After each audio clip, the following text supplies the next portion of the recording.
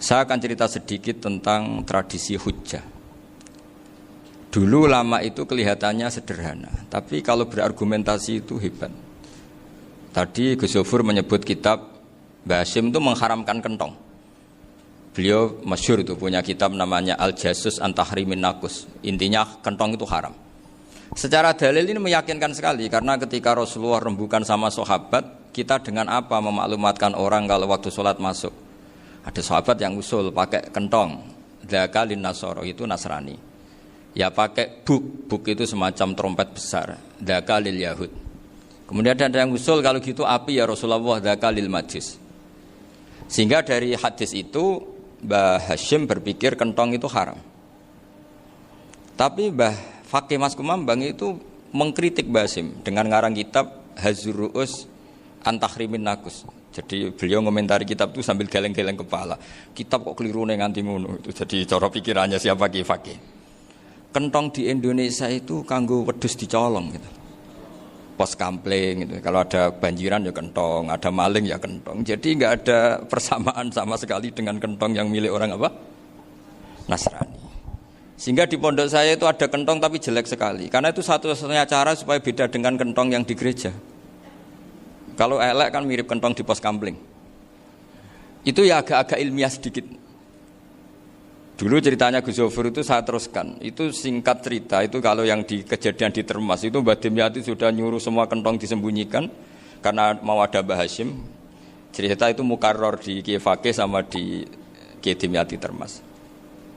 Setelah kentong dikumpulkan semua, Mbah Hasyim datang, senang, ngiranya Syekh Dimyati ini sependapat dengan beliau, yaitu sama-sama enggak ada kentong.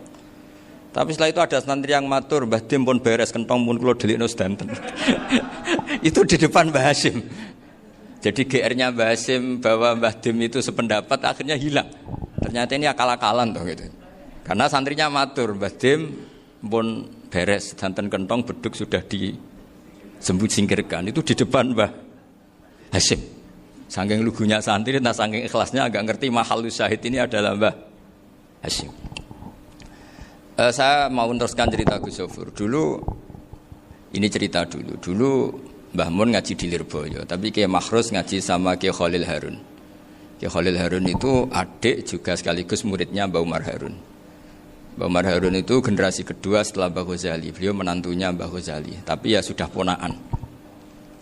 Sehingga tradisi ini penting karena saya berkali-kali bilang di mana-mana. Status orang tua dan mbah itu adalah terserah anak cucunya. Bukan terserah mbahnya, tapi terserah anak cucunya. Saya tidak akan bosan mengingatkan ini. Saya pernah di makamnya Nabi Yakub, itu ya dikemuli bendera Israel. Di makamnya Nabi Dawud. Nabi Ibrahim juga dekat sinagog. Sehingga Quran membela Nabi Ibrahim disebut maka anak Ibrahimu Yahudi wala Nasrani. Karena ketika beliau berposisi di Israel, kemudian penguasanya adalah Yahudi, bisa saja makam ini ditulisi dan distatuskan ala Yahudi. Ya seperti Nabi Yakub. Nabi Yakub itu nabi yang kita yakin tentu berkeyakinan beliau orang baik, orang muslim, orang mukmin, tapi karena di desain mereka ya dikemuli bendera Israel dan disebut Abul Yahud. Karena kita tahu nama lain dari anaknya Nabi Yakub adalah Yahuda bin Yakub bin Ishak bin Ibrahim. Sehingga perasaannya orang Yahudi menjadi Yahudi itu yang ngikuti mbah-mbahnya. Nah khawatir saya ketika buyut-buyut kita kaya. Buyut saya itu orang kaya dulu, namanya Badur Rahman. Itu kaya sekali, tanahnya banyak. Dulu cerita Mbah Hasyim ya kaya sekali. Mbah Maksum juga kaya. Mbah Abdul Aziz juga kaya. Karena dulu itu inginnya kiai itu yo ketok sugih lah, gak ngel-ngelo santri. Tapi nanti kalau cucu-cucunya sudah tidak alim, itu tidak dianggap punya tanah itu karena untuk fasilitas santri. Aku tak kedonyan, mbah-mbahku ya kedonyan gitu. Buktinya tanah yombo gitu. Karena dia akan menafsiri sesuai cara berpikir. Makanya sanad keilmuan yang diceritakan Gus Zofur itu harus diulang-ulang. Kalau enggak diulang-ulang, maka kita akan berpikir sendiri untuk menafsirkan masyayikhon al-kiram atau ajdadan al-kiram. Nah, ini yang bahaya, yang sering Quran mengingatkan. Jadi ada status yang disematkan oleh anak cucu kayak orang Yahuda tadi. Yahuda bin Yakub bin Ishak bin Ibrahim itu menstatuskan mbah-mbahnya yang bernama Ibrahim itu Yahudi. Sampai Quran sendiri yang bela makana Ibrahimu Yahudi wala Nasrani. Karena secara geografis sekarang Ibrahim di Israel dan otoritas itu juga milik mereka sehingga mereka bisa masang-masang atribut yang menunjukkan kalau itu Yahudi. Beberapa al-alim al-alamah yang minnah itu sudah wafat dan kadang-kadang dzurriyyahnya itu tidak kita. Kalau sekarang orang bahasakan kubu sebelah. Akhirnya ya nggak boleh dikholi, nggak boleh diziarah. Terus seakan-akan yaktaduna bi ra'yi, seakan-akan mereka berpendapat dengan pendapat syekh ini padahal enggak.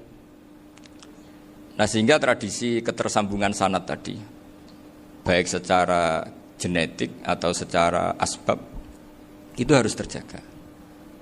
Saya beberapa kali banyaklah sering diceritain Mbah Mun.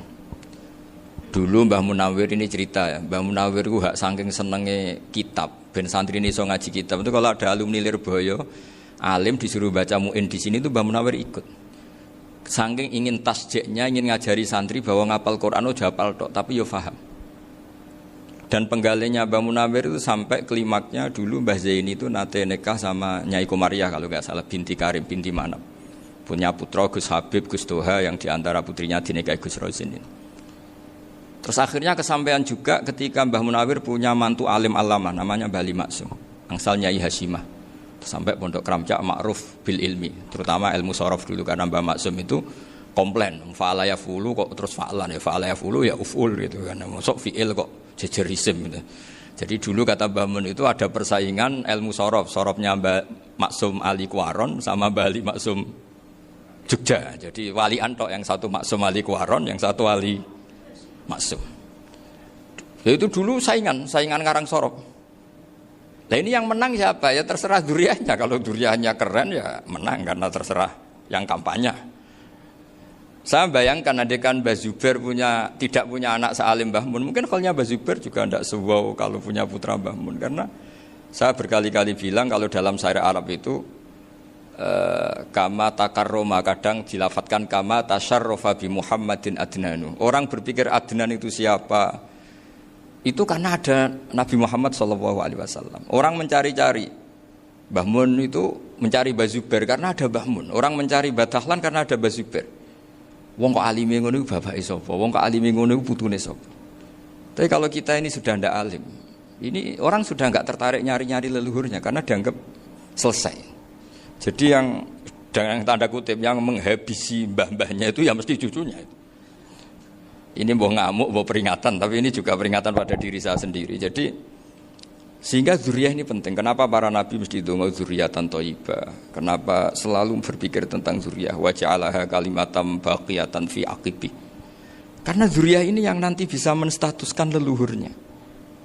Seperti tadi cerita Mas Maftuh ini, tak puji betul, saya hari ini tidak ingin gojlok supaya kewalian saya tidak tergerus oleh kedoliman. Saya pernah diceritain Gus Zofur, juga sering baca buku tentang Mbah Maksum. Dulu Mbah Maksum kalau wasiat kembali ya gitu. Kamu harus NU dan harus mempertahankan NU, tapi tidak dengan cara membenci Muhammadiyah. Dulu Mbah Mun juga sering cerita, dulu Mbah Hasyim itu ngaji Syekh Mahfud. Nah, Mbah Ahmad Dahlan dulu namanya Darwis sering ngaji sama Syekh Khotib Minangkabau. Zaman itu Syekh Khotib sudah modern, sudah ikut gerakan Abdu, gerakan Almanar. Sehingga bawaannya Mbah Ahmad Dahlan ini agak agresif. Yang Mbah Hasyim karena hanya mulazim di Syekh Mahfud, hanya sesekali ngaji Syekh Khotib, beliau lebih seperti itu. Dan dua beliau ini sama-sama pernah ngaji Mbah Soleh Darat di Semarang, Mbah Hasyim sama Mbah Ahmad Dahlan yang dulu namanya Darwis. Jadi ini masih min minuskatin wahidah mimam bain wahid. Sehingga kita tidak kaget ketika Mbah Ali Maksum mengomentari Muhammadiyah itu masih ahli sunnah wal jamaah. Makanya nanti terakhir saya baca kitabnya Mbah Ali dan sering saya pelajari. Andai kan kita ini sepakat dengan ilmu, ya kita tahulah. Kalau Abu Hanifah itu tidak kunut, Imam Syafi'i kunut, berarti kunut itu mazhabnya Abu Hanifah, bukan mazhabnya Mbah Ahmad Dahlan. Apa tidak kunut itu mazhabnya Abu Hanifah, bukan mazhabnya Mbah Ahmad Dahlan. Kita kunut itu mazhabnya Imam Syafi'i, bukan mazhabnya Mbah Hasyim. Ini semuanya masih dalam bingkai ilmu. Adzan qabla subhi juga riwayatnya jelas. Tidak adzan ya sudah perilaku kita sudah jelas. Dulu Mbah Mun sering didik kita gitu. Saya sering dengar cerita kalau dulu Pak Arif Fakhruddin begitu hormat sama Mbah Ali, apalagi duriahnya Mbah Azhar Basir, karena beliau dulu do ngaji di Termas. Dulu itu nggak ada masalah karena semuanya dianalisis pakai ilmu. Tapi sekarang pakai identitas, yang kunut tuh NU, yang nggak kunut Muhammadiyah. Berarti Abu Hanifah itu Muhammadiyah, Imam Syafi'i itu NU. Berarti Imam Syafi'i itu ya anak buahnya Ki Miftahul Ahyar kira-kira gitu kan. Nah, kan anak buahnya Pak Said Akil. Kan terjadi repot. Dulu kita ini pengagum ilmu, bukan pengagum perbedaan. Sehingga di sini yang saya kagum dari sekian ceritanya Mbah Ali Maksum, supaya kitab ini to the point, supaya nggak lama-lama karena waktunya juga. Nanti kalau kemalaman ini kena semprit ini sudah. Ini diantara yang diceritakan Bali itu unik.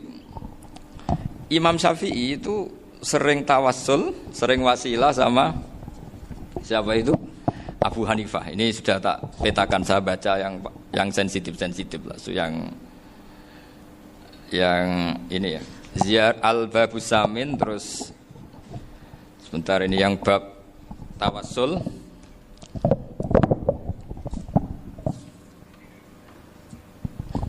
Ini di sini halaman 90, mungkin santri-santri kerap ya bisa ngecek lagi di kitab Hujjatul Ahli Sunnah. Ketika cerita tawassul, di antara yang diceritakan Mbah Ali Maksum adalah perilaku ya, bukan sekedar statement tapi apa? Perilaku. Perilakunya Imam Syafi'i atau ahwalnya kalau bahasa halusnya, yang selalu ke makamnya Abu Hanifah untuk tawassul. Padahal Imam Syafi'i itu orang yang secara ilmu sering kritik Abu Hanifah. Jadi ini saya baca ini di halaman 100, jadi tawassul mulai halaman 9 berapa ini sampai halaman ini yang qala sami'tu Syafi'iyya yaqul inni la atabarraku bi Abi Hanifah wa aji'u ila qabri fi kulli yaumin zairan fa idza uridat li hajatun shallaitu rak'atain, halaman 100, waji'tu wa sa'altu wa ta'ala al hajat indahu fama taqudu anni hatta tuqda. Kanal Imam Syafi'i ayyama huwa bi Baghdad yatawassalu bil Imam Abi Hanifah yaji'u ila dorihi fayusallimu alaihi wa yatawassalu ila Allah bihi fi qada'i hajati. Terus wa yatawassalu Imam Ahmad bi Imamin Syafi'i. Jadi di antara yang diceritakan Mbah Ali Maksum itu betapa Imam Syafi'i yang terkenal sering mengkritik Abu Hanifah dalam tatanan fikih karena beliau tidak percaya ada istihsan. Abu Hanifah berpendapat adanya istihsan, dan kita tahu lah ikhtilafu Syafi'i wa Abu Hanifah itu besar sekali. Tapi beliau itu tahu Abu Hanifah itu orang yang sangat soleh. Abu Hanifah itu kalau ketemu sama orang yang utang beliau itu yang lari bukan yang utang Abu Hanifah, karena takut orangnya itu izin. Jadi kalau ketemu yang utang di jalan itu yang sembunyi itu Abu Hanifah. Kenapa engkau sembunyi? Ada yang utang saya lewat, nanti orangnya malu. Jadi setingkat Robi'ah Adawiyah itu beliau di rumah ada maling itu sembunyi. Ditanya kenapa engkau sembunyi? Malu, gak ada yang dimaling. Malu sama malingnya karena serumah itu gak ada barang yang layak dicolong itu. Itu Robi'ah dia sembunyi. Itu yang bisa niru itu Abu Hanifah. Jadi wali-wali besar ini ternyata saling menghormati dan saling tawassul. Nah saya berharap tawassul ini bukan sekedar perilaku sosial, tapi memang ada sanatnya. Sehingga terus diceritakan Bali di sini dulu istaqa Umar bil Abbas. Kata siapa tawassul harus dengan Rasulullah SAW? Dulu istaqa Umar bil Abbas. Sayyidina Umar itu tawassul istisqa dengan Sayyid Abbas. Padahal kita tahu Sayyid Abbas ini tidak nabi. Terus beliau cerita sampai Imam Syafi'i tawassul sama Abi Hanifah. Sehingga gak ada perdebatan itu kan Umar. Kalau Umar kan ada jaminan boleh diikuti karena beliau sahabat. Bali cerita tentang Imam Syafi'i yang tawassul dengan Abu Hanifah. Seargumentatif itu. Sehingga ada cerita dalam sebuah tafsir. Ya saya ulang lagi, ada cerita di sebuah tafsir. Kenapa Nabi Musa ditanya Allah, wa matilka biyaminika ya Musa? Ma'ana wa ta'ala a'lam. Tentu Allah sangat tahu yang dibawa Musa itu apa. Karena Allah tahu Nabi Musa itu grogi. Orang dipanggil Wali Maksum pasti grogi, santri dipanggil Mbah Mun pasti grogi. Kenangan saya setiap dipanggil Mbah Mun ya mesti tanya, yang ringan-ringan, wis sarapan ha. Arung sarapan ya sarapan. Pas sarapan ya kan tanduk mangan sing enak, wong santri ora tau mangan enak. Ya enggak pernah ngomong yang penting, ngendikan yang penting. Nah, karena Nabi Musa ini grogi, ini sebagian tafsir. Itu ditanya yang ringan, sake iku nggawa apa? Karena pertanyaannya ringan, Nabi Musa juga ringan. Ya Nabi Musa itu sampai lali, itu pangeran sing ya'lamu sirra wa akhfa. Diterangno. Niki tongkat Gusti. Gunane kathah Gusti tongkat iki. Qala ya aso ya atawakkau 'alaiha wa ahusyu biha 'ala ghanami wa liya fiha ma'arifu ukhra. Oh, tongkat Gusti niki penting Gusti. Nggih nak. Nggih macam-macam lah Gusti. Atawakkau 'alaiha wa ahusyu biha 'ala ghanami kangge menghalokan. Masih terangno terakhir dan yang lain-lain Gusti. Wa liya fiha ma'arifu ukhra. Sehingga akhirnya rileks. Karena Nabi Musa terus ngerti. Ternyata ketemu pangeran itu gak seserem yang saya bayangkan gitu. Pertanyaannya ringan. Itu ada ilmunya. Tapi cerita ini yang versi tafsir ini tidak yang seperti di Manaqibul Ghazali.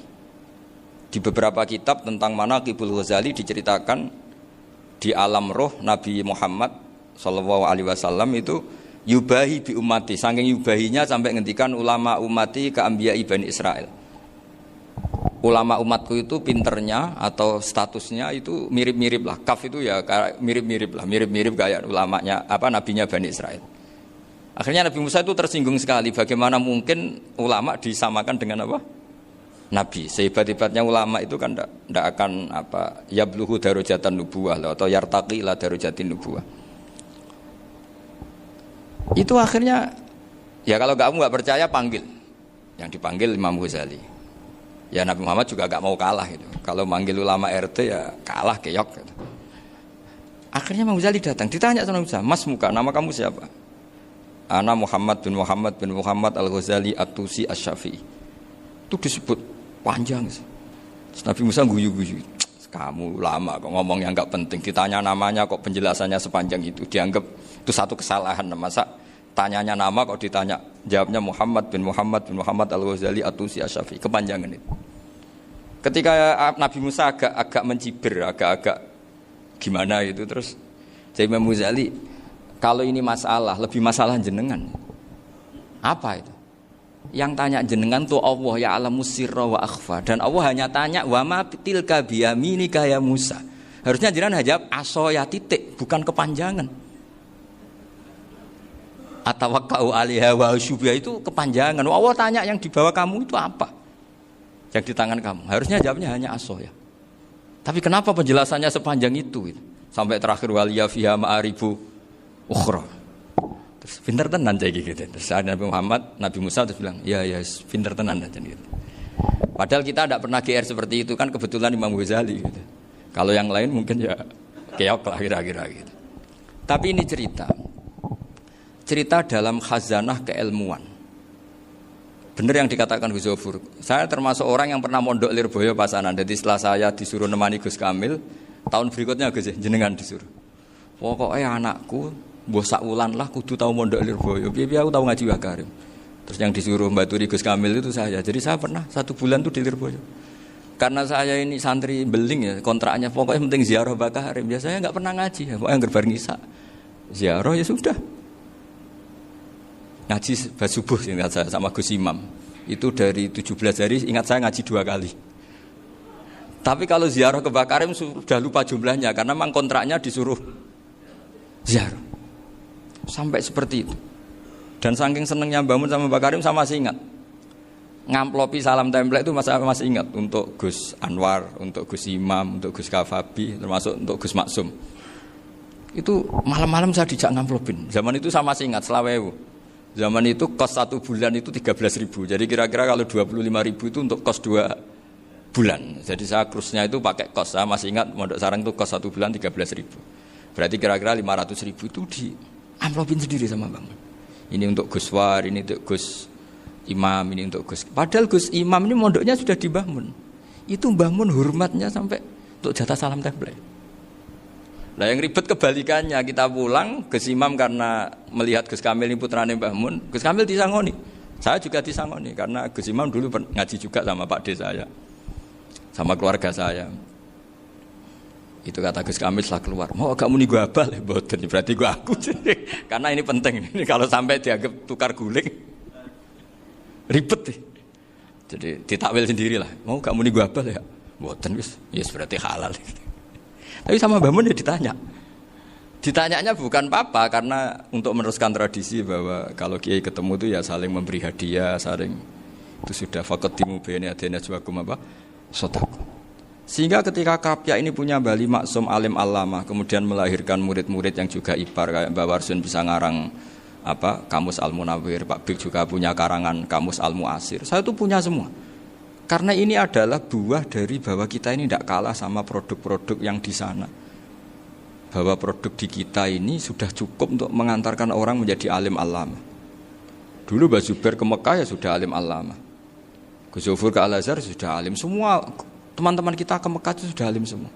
Padahal produk mondoknya ya tadi mau digojlok kiai ini, terus mangkel be keamanan biasanya itu. Biasanya musuh besar pondok itu keamanan.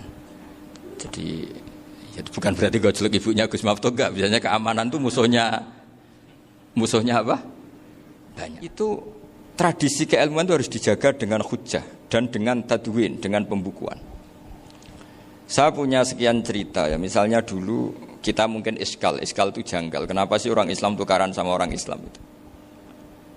Sehingga di antara doa Nabi yang enggak dikabulkan Allah, enggak boleh dikabulkan sama Allah enggak boleh, bukan berarti enggak mustajab. Redaksinya famana aniha, memang enggak boleh. Redaksinya bukan falam yastajib lahu tapi famana aniha.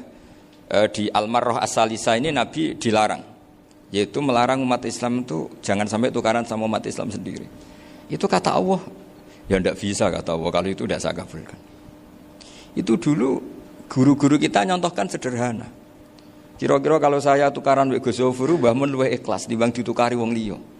Nek ana kakak ditabuk adik, wong tua luwih ikhlas dibanding ditabuk tangga.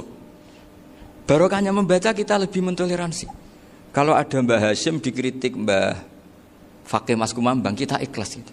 Tidak dikritik guru PAUD, itu kan. Atau dikritik orang-orang yang nggak bisa ngaji. Artinya ternyata keliru kita bilang kiai kok tukaran. Justru bagus kiai tukaran. Dibanding kiai dikritik guru PAUD atau dikritik orang-orang yang nggak bisa baca kitab. Akhirnya barokahnya baca kita menjadi tahu.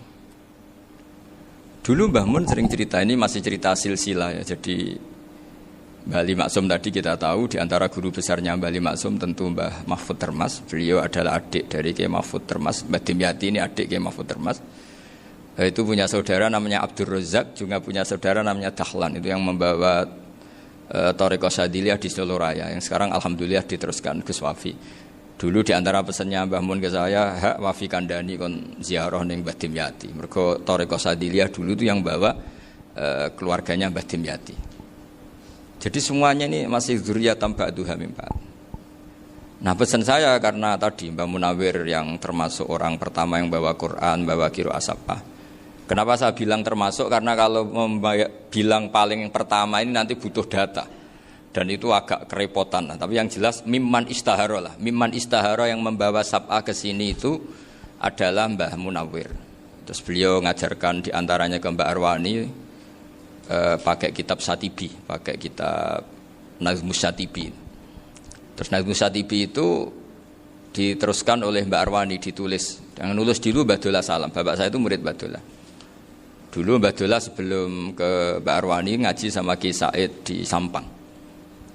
Bapak saya sebelum ngaji di Mbak Dola sudah hafal Quran lewat buyut saya sendiri namanya Ki Zubaidi. Yang Ki Zubaidi akhirnya jadi menantunya Mbak Ahmad Syuaib. Jadi buyut saya kandung ini namanya Sofia, itu angsal keluarga Lasem, yang adiknya Sofia ini punya adik Badiah yang jadi ibunya Ki Sahal. Terus Ki Sahal punya Mbak Yu namanya Muzayanah, punya di garwa Ki Mansur punya anak Gus Qayyum. Jadi dulu ibu saya, ibunya Gus Sofur, ibunya Pak Maftuh itu semuanya di Lasem.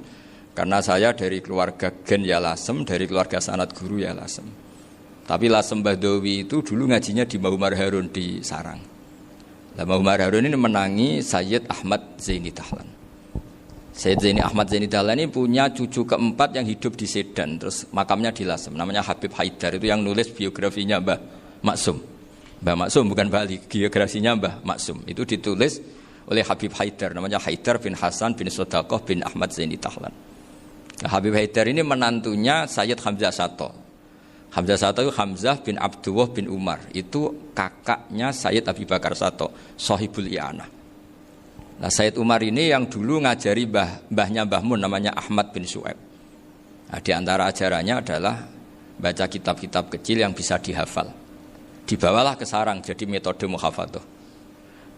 Tapi kemudian lama-lama oleh pondok itu jadi syarat kenaikan kelas. Dulu nggak ada muhafadzah untuk kenaikan kelas ya, supaya orang alim itu harus hafal. Lama-lama dipakai syarat untuk muhafadzah. Jadi semua ini sanad harus kita ingat supaya kita bisa menjaga tradisi. Termasuk tradisi ini kiai seneng jagungan, terus ngomong ra penting gitu. Itu juga sanad. Setahu saya Mbah Mun itu kalau ketemu bapak ya guyon terus. Saya punya kenangan tuh yang dulu agak iskal tuh begini. Ada isu lah, entah isu entah hoax entah apa, ada kaji itu agak beling itu, pokoknya beling lah gitu. Seneng siapa itu, rondo lah apa itu. Pokoknya beling gitu. Ketika Mbah Mun dilaporin tamu kalau kaji itu beling sama rondo itu, Mbah Mun tanyanya lucu. Lu ayu no cung, wahyu banget Mbah, wahyu. Itu bapak juga bakas ayu nih. Dulu saya sekali ini kiai kok bakas wong ayu, bakas budine barang lah kira-kira gitu. Tapi setelah saya tambah alim, tambah ngerti itu, kata bapak gini, ya abek bakas ayu hak timbang iya no malah qadzaf. Ternyata seni. Sekali Mbah Mun atau bapak bilang, "Waji kok zina kaji," maka larinya ke qadzaf. Maka menghindari bahasa menuduh, ngomong yang enggak penting. Lho ayu no. Jadi kiai dulu tuh orang sok suci tapi menghindari hal-hal yang jadi punya seni untuk ngelola kehidupan. Orang bermalam-malam jagungan sama teman asik itu kan perlawanan terhadap nafsu kita, syahwat kita untuk mungkin nikmati dugem di bar atau di tempat-tempat maksiat. Itu setan di Indonesia tuh kakuati sama Ki Jawa. Orang supaya tidak tertarik maksiat itu Ki Jawa cukup ketemu kancane masak terong guyon, gejol-gejolokan zaman mondok, sewengi lulus sangka maksiat. Bar wis tutup. Perlawanannya sederhana, enggak pakai tahajud, enggak pakai wiridan. Karena Ki Jawa juga koyoke rapati potongan ahli ibadah gitu. Jagungan gitu. Jadi setahu saya itu pernah lihat Bali itu sekali ketika beliau ngisi ceramah di Mbah Hamid Bedowi. Saya masih kecil diajak bapak. Dulu kalau bapak ngelihat Bali sama Mbah Hamid itu mesti nangis. Karena dua orang alim bertemu. Yang akhirnya ya bisanan itu. Mbah Hamid punya anak Gus Nasih, di sini ada Mbah Nafisa, terus jadi Mbak Salih Hindun itu. Jadi dulu itu ya guyon terus ketika ketemu. Itu yang sering bodoni Mbah Hamid itu ya Ki Bisri. Ki Bisri itu kalau datang ke Ki Hamid Pasuruan, nak wali tenan aku teko ditatakno mangan. Jadi ukurannya ya. Ternyata sampai sana dikei mangan tenan. Masih belum mengakui, kan nak wali tenan aku iki kiai rung di mobil, dongakno aku di mobil. Sudah kalah satu seri itu masih gak terima. Lalu itu Mbah Hamid akhirnya berdoa, ayo monggo, mugi-mugi Ki Bisri gak ada mobil. Itu setelah didoain masih tanya, mereknya apa merek? Jadi itu Mbah Hamid jawab, ya paling Holden itu, paling Holden. Itu nyari mobil itu ya adalah dapatnya Holden. Suatu saat Mbah Bisri ditudang Mbah Hamid gak dikasih bisaro, karena utangnya sudah banyak Mbah Hamid, Mbah Bisri ini utang doa tadi. Itu ya gak dikasih besar ya gak mau kesang apa-apa kelambimu kayak aku. Didol sama muhibbinya Mbah Hamid. Itu harganya melebihi jatah bisaroh. Ketemu Mbah Hamid. Kang, susuke Kang, mergo. Jadi dulu itu rileks, makanya ini yang diceritakan ke Zofur. Sebetulnya kalau kiai-kiai itu bersanad itu ya rileks, hidupnya itu rileks. Karena rileks ini perlawanan terhadap kemungkaran. Saya dulu musyawarah sering sama Gus Zofur usul fikih. Itu jelas di antara yang ditulis Lubil Usul itu. Ya kita tahu tadi misalnya sanad usul fikih, Mbah Ber itu sangat al-usuli Kiai Zubair Dahlan, abahnya Mbah Mun. Punya murid di antaranya Kiai Sahal. Kiai Sahal punya karangan Thariqatul Husul fi Syarhi Lubil Usul. Itu Thariqatul Husul itu beliau ngendikan dalam mukaddimah bahwa saya bisa mensara ini berdasar ngaji maknani sama Mbah Zubair. Terus beliau mengutip sarah itu dari kitab Nailul Ma'mul. Beliau ngendikan binus khotin khatiyah ghairi matbu'ah. Dan itu ditemukan di Kiai Mansur di Lasem. Karena Kiai Mansur iparnya Mbah Sahal. Mansur bin Khalil itu diantara katibnya Syekh mahfud. Jadi semuanya ini sambung.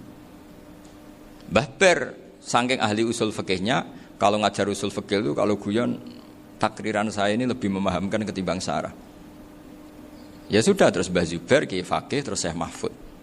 Di sini Syekh Mahfud termasuk orang yang dekat Mbah Munawir, sampai putrane Mbah Mahfud namanya Gus Muhammad dibawa Mbah Munawir, kemudian mondok di Termas diantaranya, terus dinikah jadi menantunya kalau nggak salah Haji Taslim di Betengan, kemudian sekarang juriannya Mbah Mahfud di Betengan. Ini nggak boleh hilang secara seperti itu. Diantara di usul fikih diterangkan, ketika diantara 5 hukum itu ada yang bernama mubah.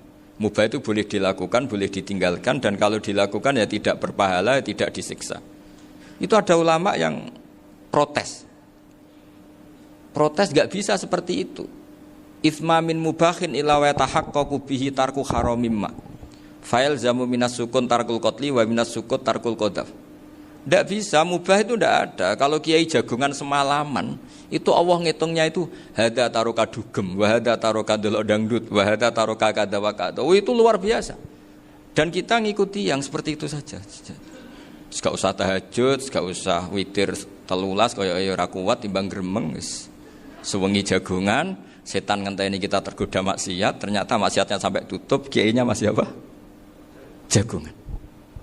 Jadi jagongan saja ada ilmunya bahwa itu perlawanan terhadap tarkul ma'asi. Sehingga bagaimana Anda katakan mubah ini mubah, toh gunanya adalah tarkul haram.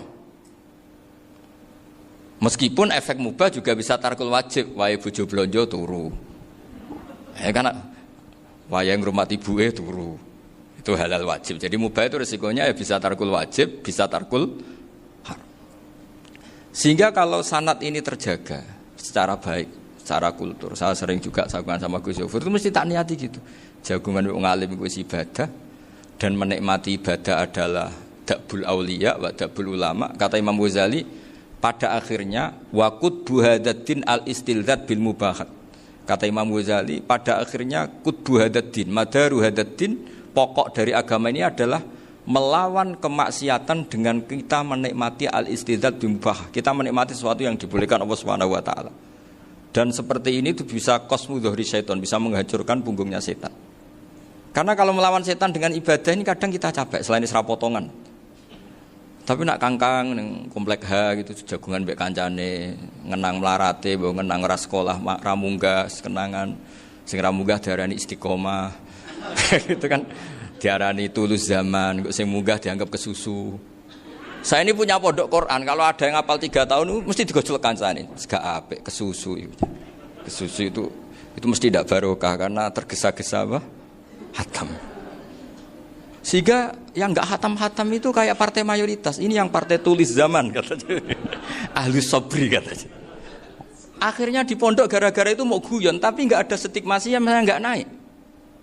Di Pondok Sarang itu saya punya temen itu banyak yang sekelas dengan saya, sekelas sama Gus Kamil, akhirnya sekelas dengan Gus Sofur. Padahal saya ini kakak kelas. Saya temannya, Gus Kamil temannya Gus Sofur. Ini anak ini nggak pernah naik, itu nggak dinyek, nggak dicibir di pondok. Karena guyonan tadi, guyonan bahwa ini bagian dari bentuk apa? Istiqomah. Nanti yang goblok juga tenang. Karena kiainya cerita, kadang santri goblok ya barokah. Di sini pondok akeh santri ora tau sinau ning omah dadi kiai gede. Selalu kiainya tuh cerita seperti itu. Akhirnya sing goblok ya bangga dengan kegoblokannya. Iya, jadi kiai itu orang yang meskipun guyon ini barokahnya Masya Allah. Dan setahu saya kiai-kiai alim itu ya senengannya guyon, karena tadi guyon itu luar biasa. Bapak saya itu kalau pesan sama saya itu enak ngaji wis guyon nice. Wong ning omah mikir utang, mikir wedi bojo macam-macam, kok ngaji kok jak nangis pisan, nangis ping pindho gitu. Sudah jak guyon ae. Paling gak lali. Gitu. Dan beliau punya dalil kul bi fadlillah bi rahmati fa bidzalika falyafrah. Jadi jangan sampai orang ini farah bil maksiat, jangan sampai orang itu. Dan ini yang saya kenang dari sekian cerita murid Bali. Mbah Ali Maksum ya senangane guyon. Gojol-gojolkan mbek santri guyon. Ini saya maklumatkan ke semua santri beliau bahwa ini bukan sekedar guyon, tapi al-istilzat bil mubahat. Ini adalah perlawanan terhadap setan, karena banyak orang bisa senang tuh kalau nunggu maksiat. Ini bisa senang dengan sesuatu yang tidak maksiat. Itu kayak apa hebatnya? Makanya Nabi itu kalau ketemu sahabat ya sering ngendikan yang ringan-ringan. Ya Umar ma'afalan duher jong mana piye ije. Kalau ketemu anak kecil ya. Nanti ketemu yang tua-tua yang sudah nggak bisa mikir ya cerita-cerita saya mohon sekali murid-murid kerap ya. Jangan hanya ngaji fikih. Kalau hanya ngaji fikih itu posisi Abu Hanifah itu seakan-akan nyuwun sewu orang yang sangat tidak ahli hadis. Karena beliau di situ kelihatan kalah sekali dengan Imam Syafi'i. Apalagi di perdebatannya Muhammad bin Hasan Asy-Syaibani dengan Imam Syafi'i itu kelihatan sekali betapa Abu Hanifah itu orang yang nyuwun sewu ditinggalkan dalam ilmu hadis. Sampai beliau hanya dapat gelar min ulama ahli ra'yi, termasuk ulama yang kuat logikanya. Juga harus baca kitab-kitab seperti ini. Ternyata di balik Imam Syafi'i mukhalif pada beliau di bab-bab fikih, perilakunya sangat hormat. Sampai beliau itu kalau tawassul ke kuburannya Abu Hanifah. Dan beliau ngendikan an-nasu fil fiqhi iyalun ala Abu Hanifah.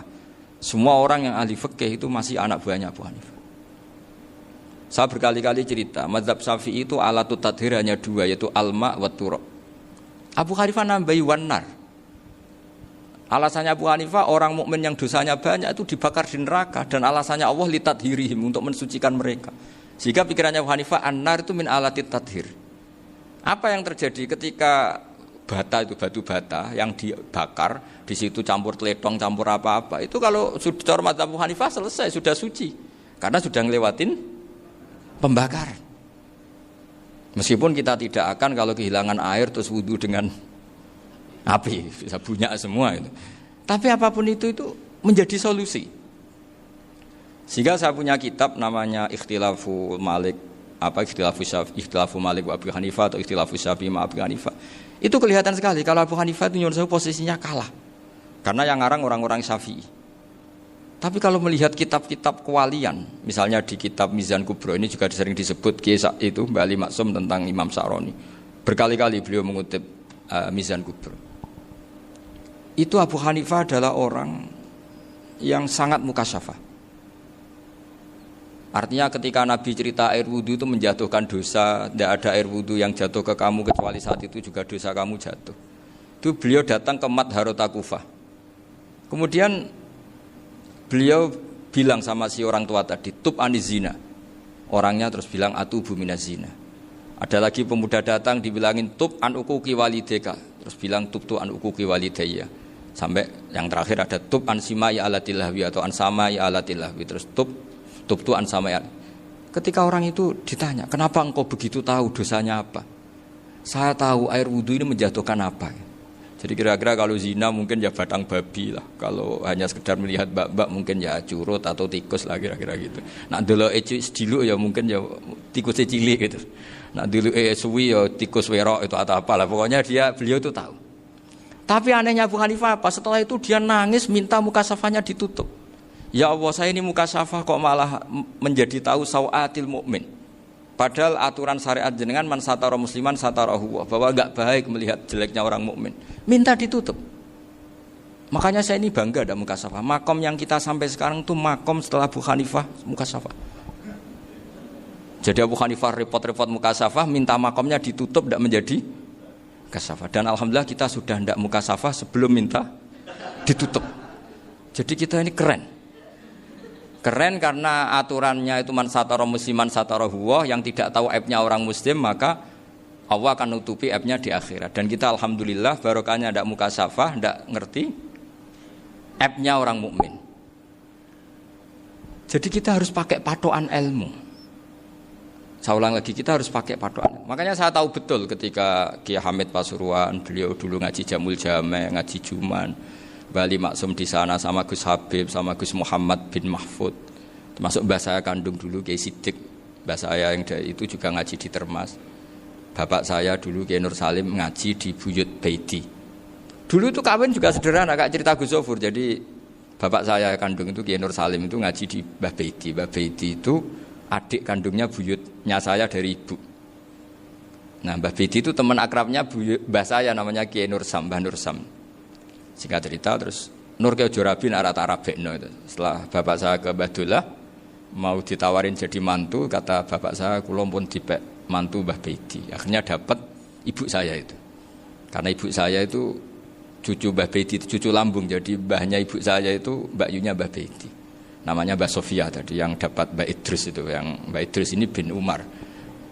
Ya Mbak Umar yang mbahnya Mbak Hamid. Hamid bin Abdul bin Umar. Kalau bahasa itu Fatimah binti Idris bin Umar.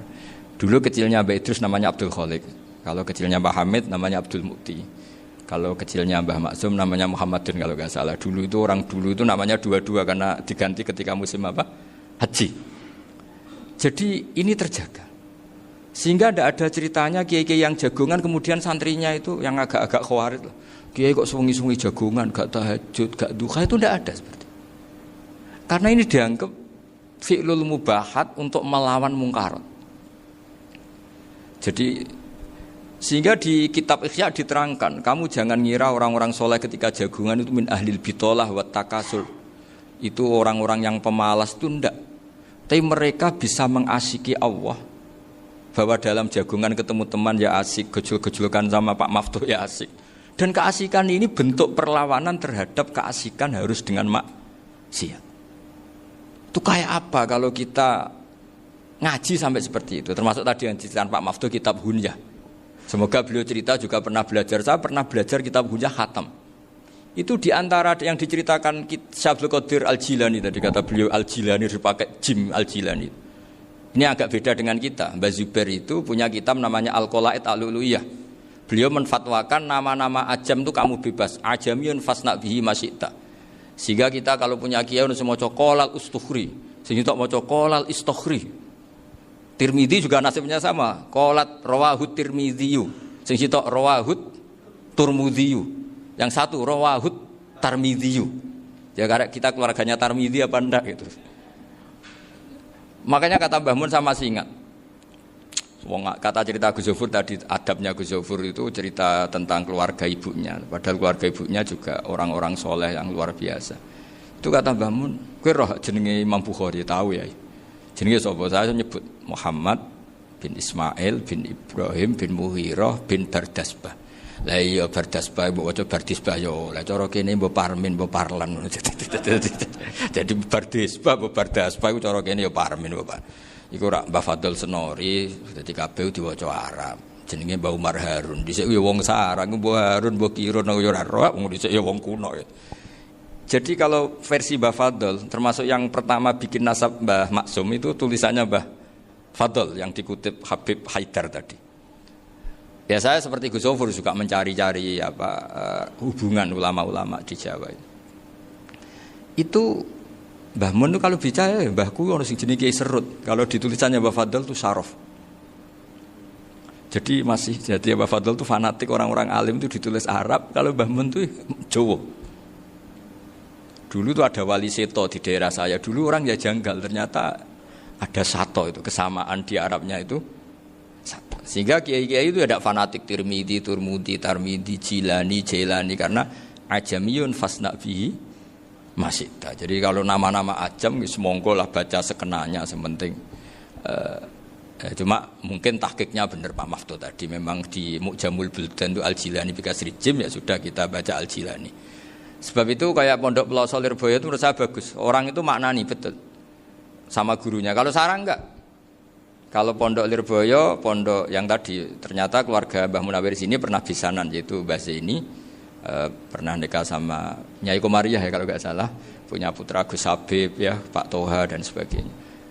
Itu betapa hubungan pondok Quran sama pondok kitab dulu itu nggak pernah terputus. Bapak saya selapal Quran itu dulu ngaji Mbah Zubair. Jadi bapak saya sering ngutip mu'en apa, padahal bapak saya itu terkenal tuh, beliau cita-citanya itu saya ingin hafal Quran kayak hafal Fatihah. Beliau itu sampai sepulahnya sekali. Karena beliau inginnya hafal Quran kayak hafal Fatihah. Termasuk murid terbaiknya Mbah Dullah bapak saya. Itu ya ngaji kitab. Sehingga kata Mbah Mun, jadi Mbah Munawir de mantu Bali Maksum. Itu ya sudah dipenggali.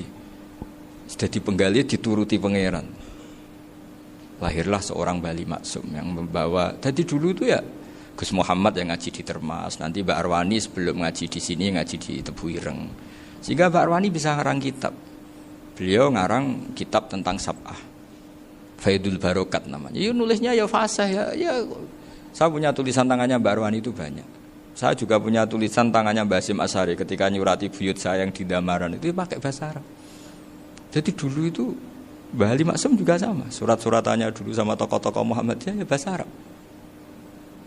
Nah ini harus kita dengar dari abna, dari bahwa Mbah Maksum kemarin yang diceritakan Gus Zafur di Khol Mbah Maksum, kue kudu belo NU, kudu tetap NU, tapi bukan dengan cara membenci Muhammadiyah. Tadi Pak Maftuh menguatkan sanad itu dari Pak Atabik bahwa Muhammadiyah termasuk ahli sunnah wal jamaah. Karena sama-sama tidak sabus sahabat, sama-sama ikromus sahabat dan sama-sama bermadhab.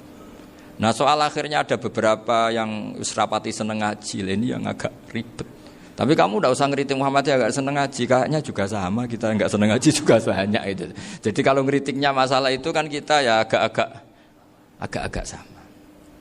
Ya jadi ternyata di sini, terus ini yang terakhir supaya enggak lama-lama, Bali juga punya sisi keras sekali. Jadi dalam hal-hal yang khas ini di halaman 87 itu keras sekali. Beliau ngendikan wahal bi jununun hatta usdira amri lil mu'minin alla yazuru rasulahum. Jadi ketika saya tadi sudah bilang bahwa beliau sering muji Ibnu Taimiyah dalam banyak hal, tapi dalam banyak hal juga beliau mengkritik Ibnu Taimiyah ketika menafsirkan la tusaddur rihal illa ila salasati masajid. Kemudian Ibnu Taimiyah tidak mentasrekkan, tidak mensunatkan ziarah kubur Rasulullah sallallahu alaihi wasallam. Beliau mengkritik. Dan cara mengkritik adalah ngendikan ulaikal ladzina yuriduna ayyahulu bainahu sallallahu alaihi wasallam wa baina ummatihi fi nakhiyatin. Itu adalah orang-orang yang ingin membuat batas antara Nabi dan umatnya. Saya termasuk terinspirasi makalah Bali ini adalah bagaimana Anda mengkafirkan orang Islam berdasar qala Rasulullah sallallahu alaihi wasallam. Wan nabiyyu asyaddun nasi syafaqatan li ummati. Wan nabiyyu akhrasun nas, orang yang paling serius supaya umatnya ini selamat. Kemudian Anda dengan hadisnya Nabi mentafrik bainahu wa baina ummati berdasar dawuh Kanjeng Nabi. Cek mentalani. Makanya saya itu enggak pernah keras di bab ini. Misalnya nyuruh saya ada santri sarang yang nakal. Itu saya tidak berani komentar karena saya tahu Mbah Mun itu sangat mencintai santrinya meskipun yang nakal. Saya melihat sendiri bukan jari ada santri yang cara pelaturan pondok itu diboyong karena nakal. Itu Mbah Mun ngendikan begini. Ya cung yo ke diboyong itu cara aturan pondok. Nah aturannya pangeran ngger kowe tobat dadi wong apik ya dadi wong saleh. Ya kowe kudu tetep sering rene, kowe tetep santriku dunya akhirat. Soal pondok ya ben ana aturan, ben menjen kowe nakal nemen ya diboyong, tapi kowe tetep wong apik. Jadi karena kita tidak mungkin mentafrik bainahu wa baina talamidhi. Kita tidak mungkin mentafrik baina nabi wa baina ummati karena nabi adalah apa? Asyaddun nasi syafaqatan li ummati. Sampai saking sayangnya nabi itu ngendikan syafaati li ahlil kabair min ummati. Lho koyo apa baiknya nabi? Ora melok nakal, ora melok maksiat, tapi melok nanggung swargane. Iku waktu gali sampean wis kowe utang gak apa-apa, bangkrut gak apa-apa, sing nyaur bapak. Gua sampean ngono top tenan. Anake yo ngawur tenan maksudnya itu, tapi top tenan. Lah nabi ku umate sing dosa iku umate, nabi sing nyuwun sewu, cara Jawane sing kangelan nyafaati. Karena nabi gak boleh dipisahkan dengan umatnya. Makanya kata Bali Maksum, ulaikal ladzina yuriduna ayyahulu bainan nabi wa baina ummati. Itu mereka adalah orang yang ingin memisahkan nabi dengan umatnya. Masa kita ngafirkan umatnya nabi berdasar dawuh nabi? Itu kan sama, saya benci santri Anwar berdasar dawuh Mbah Mun, padahal orang tahu semua begitu sayangnya Mbah Mun terhadap santrinya. Sama juga kamu benci santrinya Bali Maksum berdasar dawuh Bali, padahal beliau sangat mencintai santrinya. Nah kultur-kultur seperti ini tidak boleh hilang. Kita punya sanad, punya guru, punya keluarga yang sama. Jadi mbah-mbah saya itu orang Tuban, dekat sama posisi Ibrahim Asmorokonti tadi yang diceritakan. Jadi di kampung saya, kampungnya bapak saya itu ada makomnya Siti Syariah, itu mbak kandungnya Sunan Bonang. Dan bapak dulu sering ngajarin ziarah saya ke Mbak Asy'ari. Mbak Asy'ari itu bin Jumadil Kubro, berarti Mbak Asy'ari itu saudaranya Mbak Ibrahim Asmorokonti, gurunya Sunan Bonang. Jadi Sunan Bonang ke Tuban tuh karena disuruh ngaji sama Mbak Asy'ari, Mudin Asy'ari itu yang di Bejagung. Jadi ini semua sanadnya itu jelas, aturannya jelas.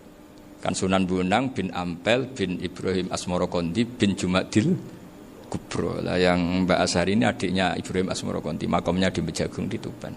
Dulu Sunan Bonang sebelum ngaji kemana-mana ngaji di Bejagung itu di Mbak Asari itu. Terus kemudian Sunan Bonang hidup di Lasem, di Pasujudan di Lasem. Makanya Lasem banyak orang alim karena ya dulu Sunan Bonang itu di antara aktivitasnya itu di Pasujudan di Lasem itu.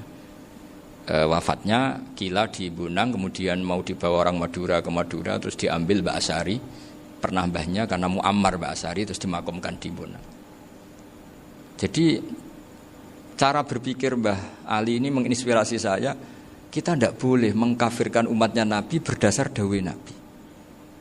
Karena apa? Itu yang tidak diinginkan Nabi. Nabi itu inginnya yang di luar itu masuk, bukan yang sudah di dalam dikeluarkan. Itu kata beliau, ulaikal ladzina yuriduna ayyahulu bainan nabiyyi wa baina ummati. Orang-orang yang tidak mentasrek ziarah pada Nabi adalah orang-orang yang ingin memisahkan Nabi dengan. Dan begitu kias berikutnya, orang-orang yang sidik-sidik muni ini kafir, ini sudah enggak benar, ini la yurja khairuhu, itu orang-orang yang memisahkan. Dan lucunya berdasar dawuh Nabi. Makanya semua kalau sampai ngaji Mizan Kubro, ini kitab yang sering dikutip Bali Maksum, ketika Nabi ngintikan laisa minna man ghasyana, laisa minna man latamal hudud wa syaqqal juyub bada'a bid'awal jahiliyah, laisa minna min tilkal khoslah. Semua ulama mentafsiri laisa minna fi tilkal khoslah, bahwa dalam hal itu Islam tidak bertanggung jawab. Masa menipu berdasar dibolehkan Islam kan tidak mungkin. Semua perilaku yang salah disebut Nabi laisa minna fi tilkal khoslah, bukan laisa minna fayakunu huwa kafirun. Tidak ada satu ulama yang mengatakan laisa minna berarti orang ini kalau menipu sudah kafir. Ketika dosa ya sak dunya kafir kabeh. Siapa enggak pernah menipu? Sekedar pernah. Siapa enggak sering menipu bahkan? Hobi kadang ya rezekinya dari nipu. Lah itu kalau betul maknanya laisa minna terus kafir, semua orang di dunia kafir.